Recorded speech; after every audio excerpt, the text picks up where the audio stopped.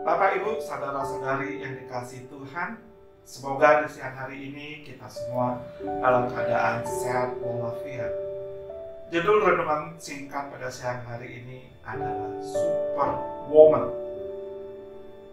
Adapun bacaan Alkitab kita diambil dari Hakim-Hakim 4 ayat 1 sampai 24. Adapun untuk siang hari ini saya akan membacakan ayat 9 saja yang berbunyi demikian. Baik, aku turut, hanya engkau tidak akan mendapat kehormatan dalam perjalanan yang engkau lakukan ini. Sebab Tuhan akan menyerahkan Sisera ke dalam tangan seorang perempuan. Lalu Deborah bangun, berdiri dan pergi bersama-sama dengan Barak ke Kades. Bapak Ibu, di saat pandemi seperti saat ini, banyak orang tua murid, khususnya para ibu-ibu, menjadi stres, uring-uringan, atau marah-marah ketika mereka harus membantu anak-anaknya belajar di rumah. Bapak Ibu, ternyata mendampingi dan mengajar anak-anak di rumah tidaklah mudah. Selama ini kita tidak pernah membayangkan kalau untuk mendidik anak-anak itu perlu kesabaran, perlu punya bekal psikologi anak, perlu metode yang sering disebut didaktik metode atau cara mendidik anak.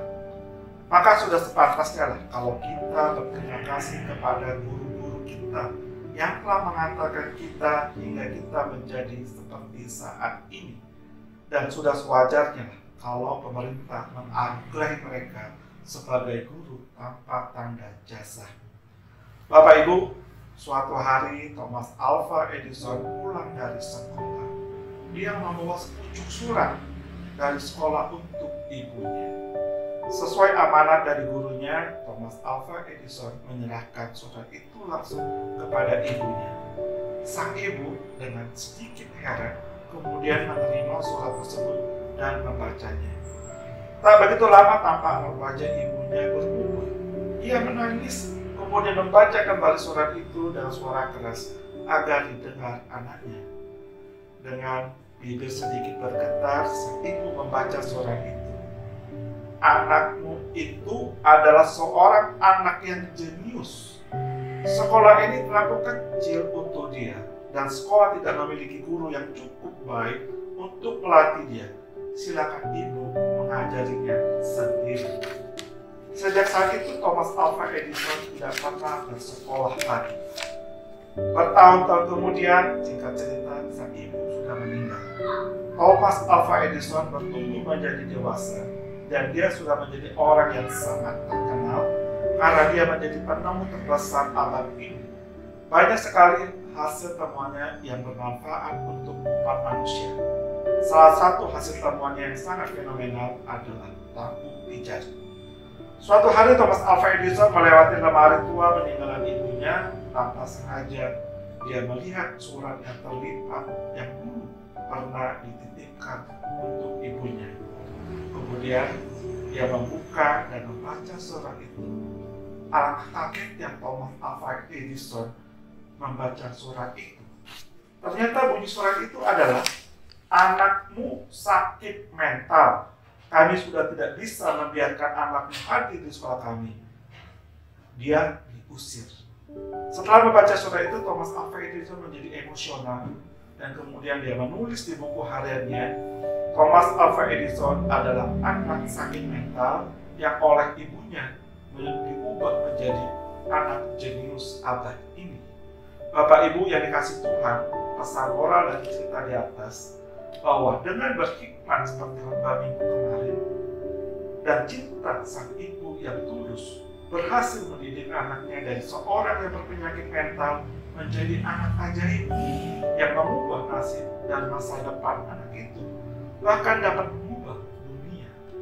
Bapak Ibu, saudara-saudari yang dikasihi Tuhan, siang ini kita juga mau belajar dari seorang wanita super yang bernama Deborah.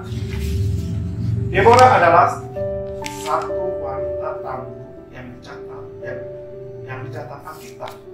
Sekalipun ia berstatus ibu rumah tangga, ia dipercaya Tuhan memimpin dalam bangsa Israel sebagai hakim. Deborah adalah seorang nabi.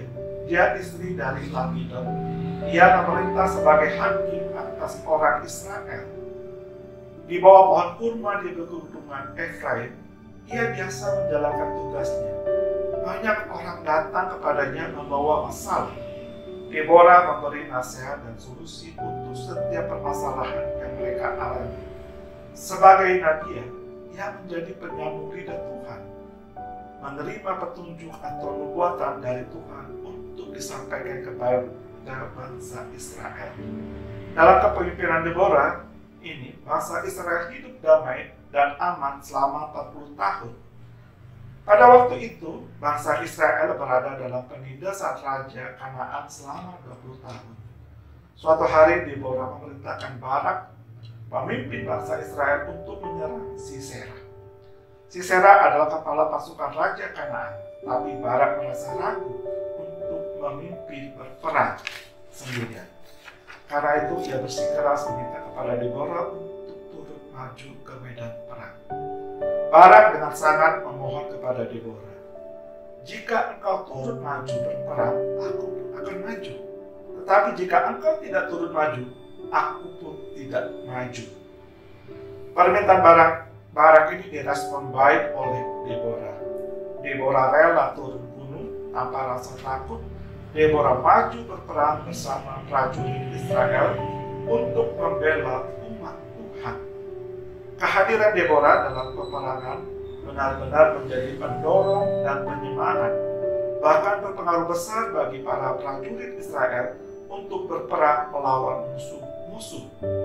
Karena Tuhan turut bekerja dalam peperangan, mereka berhasil mengalahkan musuh.